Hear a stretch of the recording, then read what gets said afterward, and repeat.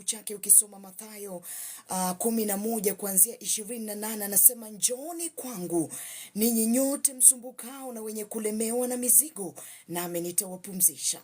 Jitieni nira yangu, mjifunze kwangu, kwa kuwa mimi ni mpole na mnyenyekevu wa moyo, nanyi mtapata raha nafsini mwenu, kwa maana nira yangu ni laini na mzigo wangu ni mwepesi.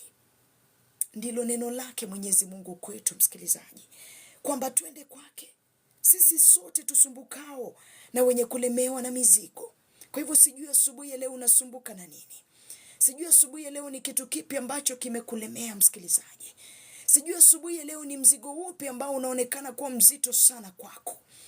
Inaweza kuwa kwamba hata ni mzigo wa tabia, ile character. Inaweza kuwa kwamba ni mzigo wa madeni msikilizaji. Inaweza kuwa kwamba ni mzigo katika ndoa yako msikilizaji. Inaweza kuwa kwamba ni mzigo katika kazi yako. Lakini asubuhi ya leo Mwenyezi Mungu anatuambia kwamba nyinyi nyote msumbukao na kulemewa na mizigo. Sisi sote tusumbukao na kulemewa na mizigo. Ni mzigo upi ule ambao msikilizaji unakusumbua asubuhi ya leo? Ni mzigo upi huo ambao unaonekana kuwa mzito asubuhi ya leo? Ni tabia ipi hiyo ambao unahisi kwamba imekusumbua sana na inaonekana kuwa mzigo kwako asubuhi ya leo?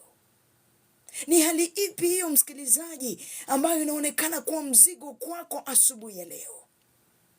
Kunaye Mungu ambaye anatuambia kwamba twende kwake sisi sote tusumbukao na kulemewa na mizigo, na anasema kwamba atatupatia pumziko.